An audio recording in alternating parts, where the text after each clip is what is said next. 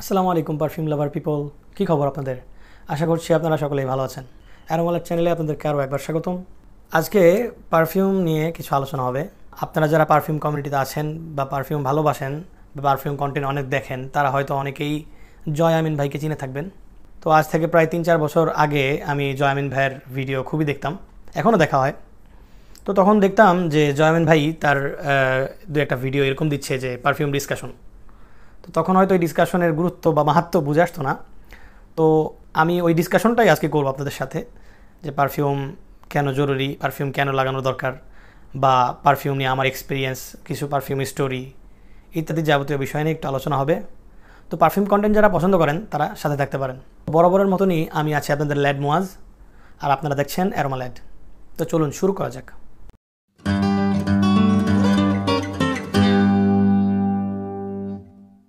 আচ্ছা, প্রথমে আলোচনা শুরু করা যাক পারফিউম কেন প্রয়োজন এটা নিয়ে। নিজের এক্সপিরিয়েন্স থেকে একটা জিনিস শোনাই আপনাদেরকে, কেন প্রয়োজন তাহলে বুঝতে পারবেন পারফিউম। আমি একদিন মেট্রো রেলে উঠলাম। তো মেট্রো রেলে অনেক চাপাচাপি হয়, আপনারা জানেন যারা উঠেছেন মেট্রো রেলে। তো এরকম একদিন চাপাচাপি দিন ছিল সেদিন। তো আমি এক লোকের সাথে খুব কাছাকাছি ছিলাম চাপাচাপির কারণে। তো ওই লোকের গা থেকে বাজে গন্ধ আসছিল। তখন আমি বুঝতেছিলাম যে ভাই এই জন্যই তো পারফিউমটা লাগানো জরুরি, যাতে অ্যাটলিস্ট আমার শরীরের দুর্গন্ধের কারণে অন্য কেউ কষ্ট না পায়। এরপর আসেন কোন পারফিউমটা লাগানো উচিত। আরেকদিনের ঘটনা, আমি বাসে উঠলাম। বাসে ওঠার পর আমার পরে আরেক লোক উঠলো। গরমের দিন, সেদিন খুব ঘাম ঝরতেছিল, কিন্তু ওই লোক দেখলাম যে ওই লোকের গা থেকে একটা আতরের বা পারফিউমের ঘ্রাণ আসছিল, যেটার ফ্লেভার ছিল চকলেট ফ্লেভার। তো আপনারা বুঝতেই পারতেছেন ওই গরমের ঘামের সাথে চকলেট ফ্লেভার মিশে কি একটা বাজে পরিস্থিতি হয়েছিল। তো সে হয়তো চাইছিল যে দুর্গন্ধর জায়গায় সুগন্ধ বেরোক, কিন্তু পারফিউম কোন সময় কোনটা লাগানো জরুরি এটা না জানার কারণে তার শরীর থেকে কিন্তু দুর্গন্ধই বেরোচ্ছিল। আমার পারফিউম জার্নিটা শুরু হয় এই সমস্ত বিষয় জানতে জানতে, যে পারফিউম কোন সময় কোনটা লাগাতে হয়, কোন আবহাওয়ার জন্য কোন পারফিউমটা ভালো। পারফিউম আর আতরের ভিতরে আমার কোনো দিকেই কোনো বায়াসনেস নাই যে পারফিউম ভালো বা আতর ভালো, সুগন্ধি মানেই ভালো। তবে পারফিউমের ভিতরে অনেক সূক্ষ্ম জিনিস আছে, যেই জিনিসগুলো আমাকে খুব আকর্ষণ করতো। আমার 4 থেকে 5-6 বছর আগে যখন পারফিউম জার্নিটা শুরু হয়, তখন এই ছোটো ছোটো নুয়ান্সগুলো জানতে জানতে আমার পারফিউমের প্রতি ভালোবাসা তৈরি হয়। যেমন পারফিউম গরম আবহাওয়াতে একরকম হয়, তার মানে একরকম লাগাতে হয়, আর শীতের আবহাওয়াতে একরকম লাগাতে হয়। যেমন গরম আবহাওয়াতে আমরা ক্লিন ফ্রেশ পারফিউমগুলো ইউজ করি বা ইউজ করা উচিত, আর শীতের আবহাওয়াতে আমাদেরকে সুইট পারফিউমগুলো ইউজ করা উচিত। এরপর আসেন পারফিউম কোনটা কতক্ষণ লাস্ট করে। আবার পারফিউম অ্যাপ্লাই করতে হয় অনেক জায়গায়, যেমন আমরা কাপড়েও অ্যাপ্লাই করি, আবার শরীরেও অ্যাপ্লাই করি। কাপড়ে অ্যাপ্লাই করলে একরকম পারফরমেন্স পাই, শরীরে অ্যাপ্লাই করলে একরকম পারফরমেন্স পাই। যেমন কাপড়ে যদি আপনি পারফিউম অ্যাপ্লাই করেন, তাহলে সেই পারফিউমটা যতটুক সময় থাকবে কাপড়ে, এর চেয়ে অনেক কম সময় থাকবে শরীরে। কারণ শরীরে আমরা শরীর ধুয়ে ফেলি বা শরীরে ঘাম হয়, এই কারণে শরীরে কাপড়ের তুলনায় কম থাকে। তবে মজার বিষয় হলো, শরীরে যদি আপনি পারফিউম ইউজ করেন বিভিন্ন পালস পয়েন্টে, বিশেষ করে যদি আপনি পালস পয়েন্টে পারফিউম ইউজ করেন, তাহলে কাপড়ে লাগালে যে পরিমাণ প্রজেকশন বা একটা পারফিউম যে পরিমাণ ছড়াবে, তার থেকে বেশি ছড়াবে শরীরে লাগালে। এর মানে কি? এর মানে হলো পারফিউম আপনি যদি চান যে আপনার পারফিউমটা ছড়াক, তাহলে আপনি যতটুক না কাপড়ে লাগাবেন তার থেকে বেশি লাগাবেন শরীরে, কারণ শরীর থেকে পারফিউমটা ছড়ায় বেশি যদি আপনি পালস পয়েন্টে লাগান। এই একটা বিষয়। আর আরেকটা বিষয় হলো, এবার আপনি যদি চান যে আমার ছড়ানো বা প্রজেকশন দরকার নেই, কিন্তু আমার দরকার লং লাস্টিং, যে আমার পারফিউম অনেকক্ষণ ঘ্রাণ থাকবে, তাহলে আপনি শরীরে পারফিউমটা না লাগিয়ে আপনি আপনার কাপড়ে লাগাতে পারেন, কারণ শরীরের থেকে অনেক বেশি পারফিউম লাস্টিং করে কাপড়ে। তো এই গেল পারফিউমের আরেকটা বিষয়। এরপর পারফিউমের ভিতরে বিভিন্ন ব্র্যান্ড থাকে। যেমন কিছু ব্র্যান্ড আছে যারা শুধুই পারফিউম বানাবে, তাদেরকে আমরা বলি নিশ ব্র্যান্ড বা নিশ হাউস। আমরা পারফিউম কমিউনিটিতে যারা আছি তারা এই ব্র্যান্ডটাকে, পারফিউমের ব্র্যান্ডটাকে হাউস হিসেবে বলে। তো ছোটোখাটো একটা মাস্টার ক্লাস হয়ে যাচ্ছে পারফিউমের উপরে, সাথেই থাকবেন আশা করি। আর আরেক ধরনের ব্র্যান্ড হয় যারা পারফিউম বানায় এবং পারফিউমের সাথে সাথে বিভিন্ন কসমেটিক পণ্যও বানায়, যেমন লিপস্টিক, আইল্যাশের জন্য ওই মেয়েদের বিভিন্ন কসমেটিক জিনিস বানায়। ওই সমস্ত ব্র্যান্ডগুলোকে ডিজাইনার ব্র্যান্ড বলে বা ডিজাইনার হাউস বলে। তো প্রথমে গেল নিশ হাউস বা নিশ ব্র্যান্ড, যারা শুধুমাত্র পারফিউমের জন্য ডেডিকেটেড, যারা শুধুমাত্র পারফিউম বানায়। আর এরপর আসতেছে ডিজাইনার হাউস, যারা পারফিউম বানায় এবং পাশাপাশি আরও বিভিন্ন কসমেটিক্স পণ্য বানায়। এরপর আসে হলো middle eastern dope house, dope বা ক্লোন হাউস। ক্লোন মানে তো আপনারা বুঝতে পারতেছেন, যারা ওরকম বিভিন্ন দামি দামি পারফিউমগুলোকে ক্লোন করে বা কপি করে। তো এই 3 ধরনের ব্র্যান্ড আছে। একটা হলো নিশ হাউস, যারা শুধুমাত্র পারফিউম বানাবে আর অন্য কিছু বানাবে না। আর একটা হলো ডিজাইনার হাউস, যারা পারফিউম বানাবে এবং বিভিন্ন কসমেটিক্স পণ্য বানাবে। আর আরেকটা হলো middle eastern dope house. Middle eastern বলার কারণ হলো কারণ ডুপ হাউসগুলো অধিকাংশ মিডল ইস্টার্ন হয়। এর মানে এই না যে মিডল ইস্টার্ন বাদে অন্য কোনো জায়গা থেকে ডুপ বের করে না, অন্য কোনো বিভিন্ন জায়গা থেকেও ডুপ, ক্লোন ইত্যাদি বের হয়। তবে মিডল ইস্টার্ন থেকে যেহেতু বের হয় এজন্য এটাকে টিপিক্যালি বলা হয় যে মিডল ইস্টার্ন ডুপ হাউস। তবে মিডল ইস্টার্ন ছাড়াও অন্য অন্য জায়গা থেকেও ডুপ হতে পারে। তো এই গেল ব্র্যান্ড। এরপর আসেন কনসেন্ট্রেশন। কনসেন্ট্রেশনটা কি? আপনারা আতর আর পারফিউমটাকে খুব ডিফারেন্ট করে দেখেন, কিন্তু আতর জিনিসটা কি? আতরটা হলো পারফিউম অয়েল বা কনসেন্ট্রেটেড অয়েল। তো এই আতর বা কনসেন্ট্রেটেড অয়েলের সাথে যখন আপনি অ্যালকোহল মিশাবেন আর আরও বিভিন্ন হয়তো কেমিক্যাল থাকতে পারে, তো ওই কেমিক্যালগুলো অ্যালকোহল যখন মিশাবেন তখনই ওই কনসেন্ট্রেটেড অয়েল বা আতর যেটাকে আমরা বলি সেটাই কী হয়ে যাবে? পারফিউম হয়ে যাবে। আর পারফিউমের সাথে ওই কনসেন্ট্রেটেড অয়েলের সাথে আমরা অ্যালকোহলটা কেন মিশাই? অ্যালকোহলটা মিশানোর মেইন পারপাস হলো যে আপনারা জানেন যে পারফিউম স্প্রে হয় আর আতর সাধারণত রোল অন হয়, এরকম রোল করে তারপর আতর ইউজ করে, কিন্তু পারফিউমগুলো স্প্রে করে ইউজ করে। তো অ্যালকোহল মিশানোর একটা মেইন সুবিধা হলো যে ওই আতর বা কনসেন্ট্রেটেড অয়েল যেটা, সেটা অনেক ঘন থাকে। যেই ঘন হওয়ার কারণে স্প্রেটা সুন্দর করে করা যায় না বা স্প্রে করাই যায় না। তো অ্যালকোহল মিশালে ওই জিনিসটা ডিজলভ হয়, ওই মানে অয়েলটা ডিজলভ হয়। ডিজলভ হওয়ার পরে ওই জিনিসটা পাতলা হয়ে যায়, এই কারণে আপনি স্প্রে করতে সুবিধা হয়। এরপর আরেকটা বিষয় হলো প্রজেকশনের একটা ব্যাপার আছে। আপনারা জানেন যে অ্যালকোহল, বিশেষ করে সায়েন্সের স্টুডেন্ট যারা আছেন তারা আরও ভালো বলতে পারবেন যে অ্যালকোহল বাতাসে ডিজলভ হয় খুব তাড়াতাড়ি, খুব কম টেম্পারেচারেই অ্যালকোহল ডিজলভ হয়, অ্যালকোহল ছড়ায় যায় বাতাসে। তো এই কারণে দেখা যায় যে আপনি আতর বা কনসেন্ট্রেটেড অয়েল যত ইউজ করেন তার থেকে বেশি ছড়ায় হলো পারফিউম, যেগুলোর মধ্যে অ্যালকোহল থাকে। এখন স্পিকিং অফ অ্যালকোহল, আপনাদের অনেকেরই অ্যালকোহল নিয়ে খুব সন্দেহ থাকে যে অ্যালকোহলের পারফিউম ইউজ করলে নামাজ পড়া যাবে কিনা। তো এটার একটা সহজ সমাধান আমি আপনাদেরকে বলছি, যেটা আমি নিজেও আমার পারফিউম জার্নি শুরু করার আগে করেছিলাম। তো আমি কি করেছিলাম, আমাদের এলাকার একটা বড় মাদ্রাসা ছিল, আমি ওই মাদ্রাসাটায় পড়েছি নিজে। তো ওই মাদ্রাসার ইফতা বিভাগে, অর্থাৎ ফতোয়া বিভাগে, যেখানে ফতোয়া দেয়, মুফতি হয় যেখান থেকে আর কি। তো ওই ফতোয়া বিভাগে গিয়ে আমি এই পারফিউম নিয়ে জিজ্ঞেস করতেছিলাম যে পারফিউমটা কি হারাম নাকি জায়েজ নাকি। তো এখানে যায় জানতে পারলাম যে পারফিউম যেই অ্যালকোহলটা ইউজ করা হয়, এই অ্যালকোহলটা শুধুমাত্র খাওয়াটাই হারাম। অ্যালকোহলটা আপনি শরীরে ইউজ করলে এটা হারাম না। আর অ্যালকোহলের ব্যাপারে বলতে গেলে আরও বলতে হয় যে অ্যালকোহল তো শুধু পারফিউমেই থাকে না, অ্যালকোহল বিভিন্ন হ্যান্ড ওয়াশেও থাকে, অ্যালকোহল হেক্সিসলেও অ্যালকোহল থাকে, আরও বিভিন্ন জায়গায় আরও বিভিন্ন দ্রব্যে অ্যালকোহল থাকে যেগুলো আমরা ইউজ করি প্রতিনিয়ত। কিন্তু আমাদের সন্দেহটা শুধু পারফিউম নেই। তার মানে when it comes to perfume we are so confused about alcohol. তো অ্যালকোহলের ব্যাপারটা গেল। আর অ্যালকোহল তো আপনারা বুঝতেই পারলেন যে অ্যালকোহলটা যতক্ষণ পর্যন্ত ইউজ করতেছেন, যতক্ষণ পর্যন্ত না খাচ্ছেন, ততক্ষণ পর্যন্ত অ্যালকোহল হারাম না, হালাল। আপনারা নিশ্চিন্তে অ্যালকোহল যুক্ত পারফিউম ইউজ করতে পারেন। তো এই যে আমি বললাম আতর বা কনসেন্ট্রেটেড অয়েল, তার সাথে অ্যালকোহল মিশিয়ে পারফিউম বানানো হয়। এবার আসেন এই পারফিউমের ভিতরে কিছু টার্ম আছে, যে কোনো পারফিউমের গায়ে আপনি লেখা দেখবেন ও ডে টয়লেট, আবার কোনো পারফিউমের গায়ে লেখা দেখবেন ও ডে পারফাম, আবার কোনো পারফিউমের গায়ে লেখা দেখবেন যে এক্সট্র্যাক্ট দে পারফাম। তো এই জিনিসগুলো কি? এই জিনিসগুলো হলো নির্ধারণ করে যে আপনার পারফিউমে কতটুকু পারফিউম অয়েল আছে বা কনসেন্ট্রেটেড অয়েল আছে। তো প্রথমটা কি? প্রথমটা হলো ওডে টয়লেট। ওডে টয়লেটটা হলো আপনার পারফিউমে কনসেন্ট্রেটেড অয়েল, এটা প্রায় 5 থেকে 10% মতো থাকে, আর বাকিটা থাকে অ্যালকোহল বা অন্যান্য কেমিক্যাল। তো এটা হলো ওডে টয়লেট। এরপর আসেন ওডে পারফাম। ওডে পারফামটা কি? ওডে পারফামে কনসেন্ট্রেটেড অয়েলটা ওডে টয়লেট থেকে একটু বেশি থাকে। ওডে পারফামে 15 থেকে 20% মতো পারফিউম অয়েল বা কনসেন্ট্রেটেড অয়েল থাকে। এরপর আসেন এক্সট্র্যাক্ট দে পারফাম কি? এক্সট্র্যাক্ট দে পারফাম হলো আর একটু বেশি, ওডে পারফাম থেকে আর একটু বেশি। পিওর, এর মাঝখানে আরেকটা টার্ম আছে পিওর পারফাম বা পারফাম। ওই পারফামটা এক্সট্র্যাক্ট, তার মানে ওডে পারফাম থেকে আর একটু বেশি, মনে করেন 20 থেকে 22%। এরপর আসে এক্সট্র্যাক্ট দে পারফাম, এটা হলো 22 থেকে 25 বা 25 থেকে 30%-এর মতো কনসেন্ট্রেটেড অয়েল থাকে। এখানে কিছুটা আমার ভুল হতে পারে, একটু এদিক সেদিক হতে পারে, তবে ব্যাপারটা এরকমই। এখন আপনারা প্রশ্ন করতে পারেন যে আমরা সচরাচর যেই বডি স্প্রে বা বডি মিস্ট ইউজ করি, ওইগুলোতে কতটুকু পরিমাণ পারফিউম থাকে বা কনসেন্ট্রেটেড অয়েল থাকে? ওইগুলোর পরিমাণ আরও কম। ওইগুলোতে 3 থেকে 4, সর্বোচ্চ 3 থেকে 4% এরও কম কনসেন্ট্রেটেড অয়েল থাকে। এই জন্য দেখবেন আপনারা যে পারফিউম ইউজ করলে পারফিউমের যতটা লং লাস্টিং হয়, ওই বডি স্প্রে ইউজ করলে ততটা লং লাস্টিং হয় না।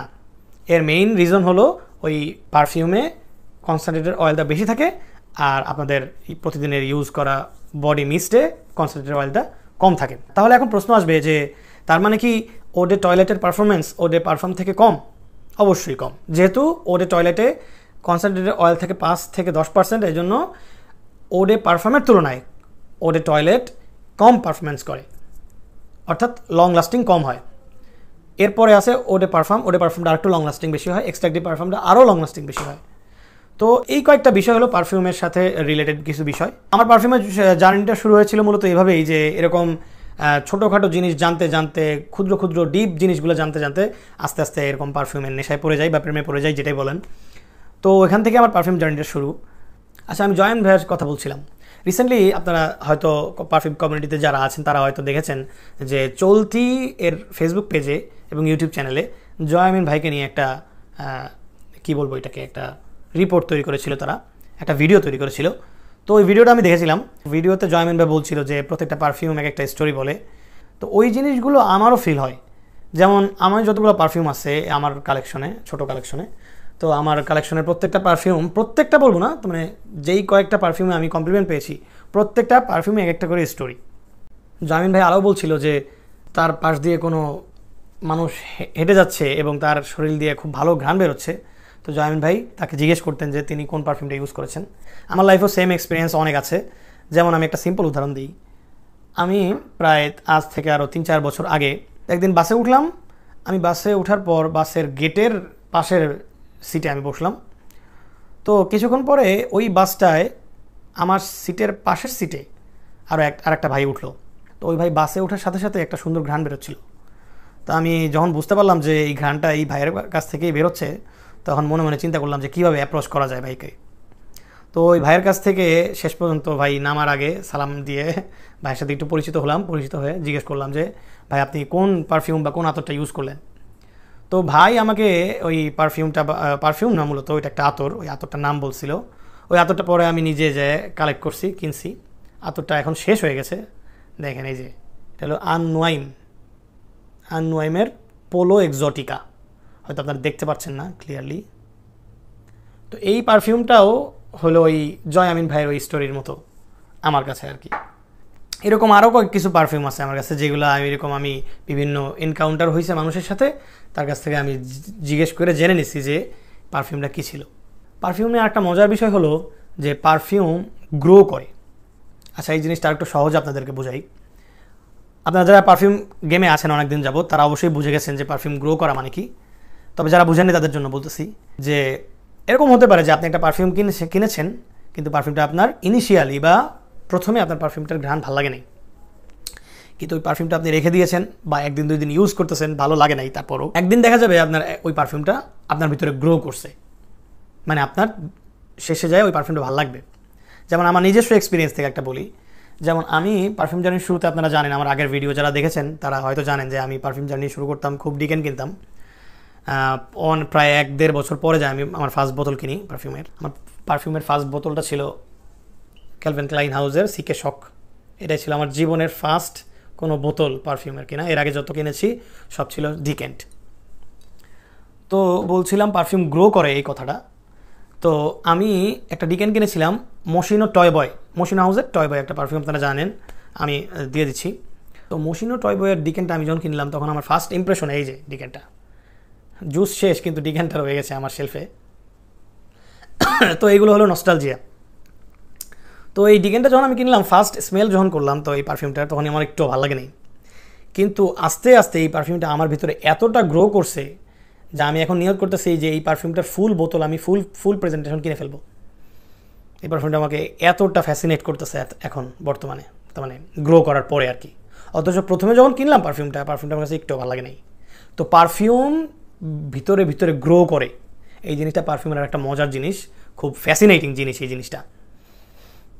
তো মশিনো টয় বয় আপনারা যারা ইউজ করছেন তারা আপনাদের ভালো লাগছে বা খারাপ লাগছে এই জিনিসটা কমেন্ট বক্সে জানাতে পারেন। তো আমার পার্সোনাল এক্সপিরিয়েন্স থেকে এই মশিনো টয় বয়টা আমার কাছে খুব ভালো লাগছে। আমি হয়তো আল্লাহ দিয়ে বাঁচায় রাখে ইনশাআল্লাহ সামনে হয়তো কোনো একদিন মশিনো টয় বয়ের ফুল প্রেজেন্টেশন কিনবো। এবার আপনাদের সাথে কিছু পারফিউম স্টোরি শেয়ার করা যাক, কিছু কমপ্লিমেন্ট স্টোরি। আমি আমার আগের একটা ভিডিওতে বলেছিলাম যে বাংলাদেশি মানুষরা কমপ্লিমেন্ট দিতে চায় না। তো তারপরও এত কিছুর ভিতরেও আমি 2-1টা কমপ্লিমেন্ট যেগুলোতে পেয়েছি ওইগুলো আপনাদের সাথে শেয়ার করছি যে ওই পারফিউমগুলো কোনগুলা যেগুলো আমাকে কমপ্লিমেন্ট দিয়েছে। আচ্ছা, আমার লাইফের সবচেয়ে সেরা কমপ্লিমেন্ট স্টোরি যেটা ওটাই আপনাদের সাথে প্রথমে শেয়ার করি। আপনারা জানেন জেরেমি ফ্রেগ্রেন্সের সবাই আপনারা চিনেন। তো জেরেমি ফ্রেগ্রেন্সের একটা পারফিউম ছিল অফিস ফর ম্যান, আপনারা সবাই জানেন যারা পারফিউম কমিউনিটির আছেন।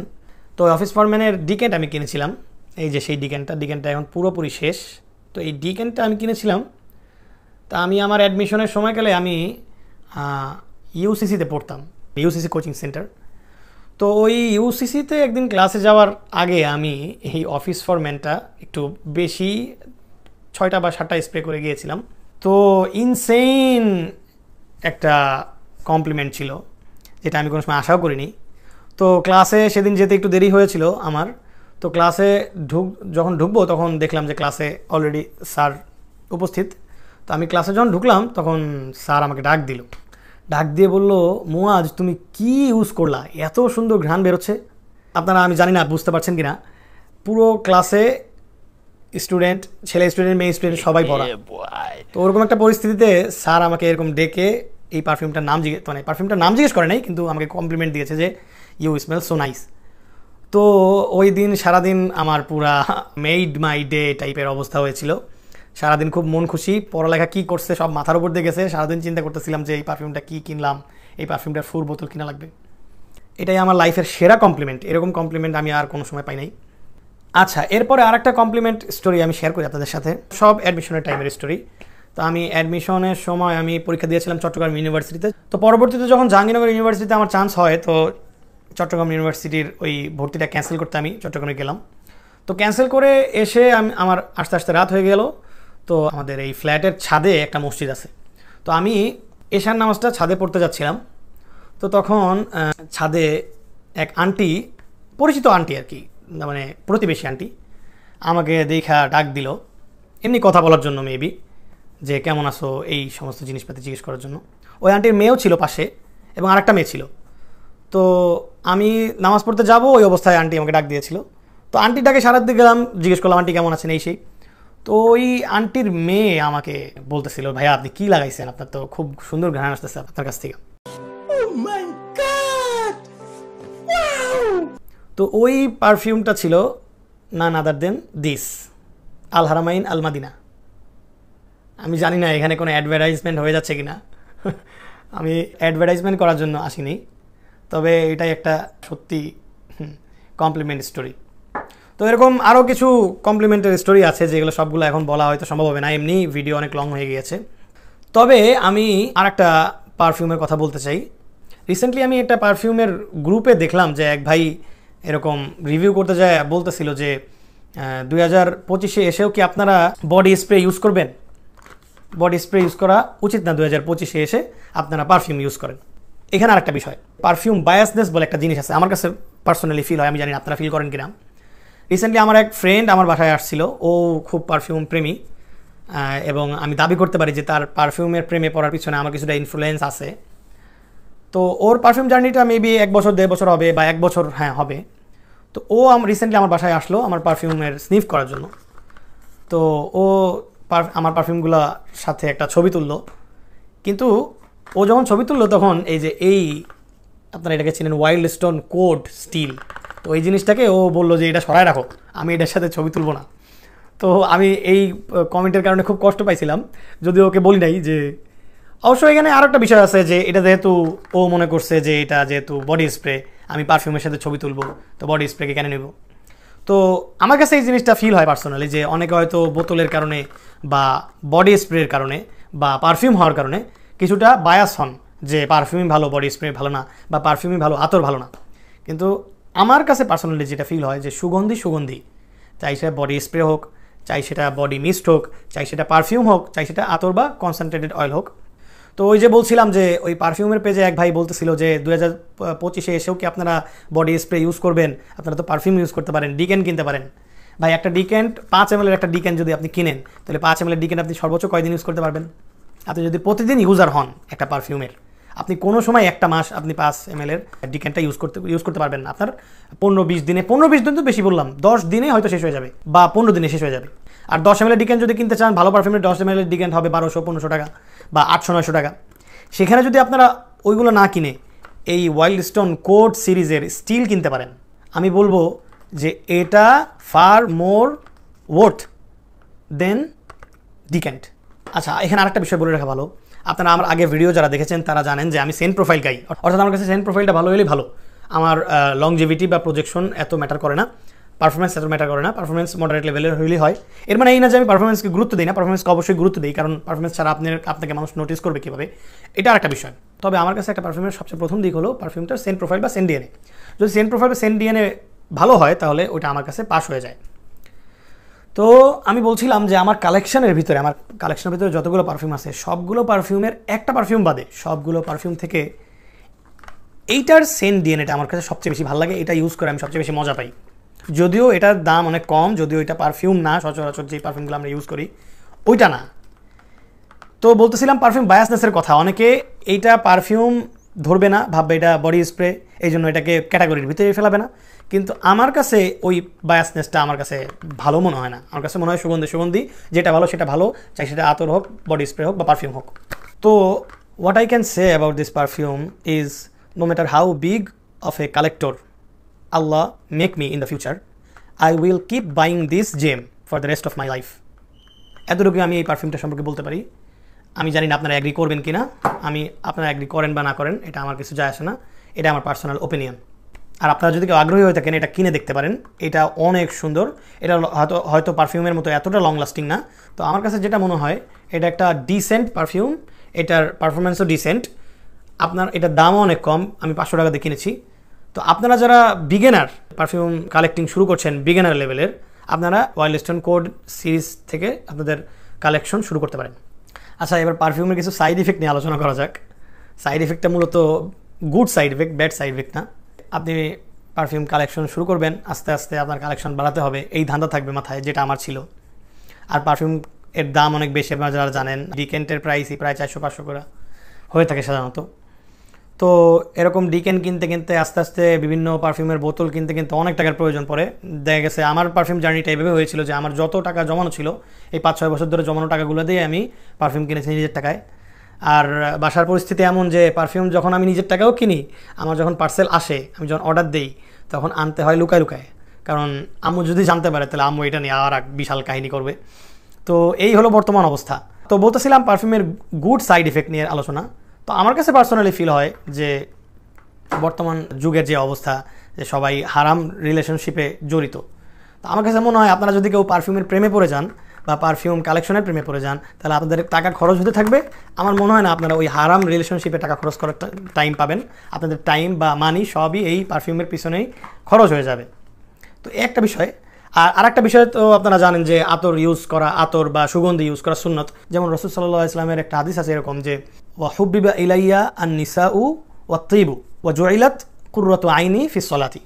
অর্থাৎ যার অর্থ হলো যে আমার কাছে প্রিয় করা হয়েছে, অর্থাৎ রাসূল সাল্লাল্লাহু আলাইহি ওয়াসাল্লামের কাছে প্রিয় করা হয়েছে নারীকে এবং প্রিয় করা হয়েছে আতর বা সুগন্ধিকে, এবং রাসূল সাল্লাল্লাহু আলাইহি ওয়াসাল্লামের চোখের শীতলতা রাখা হয়েছে নামাজে।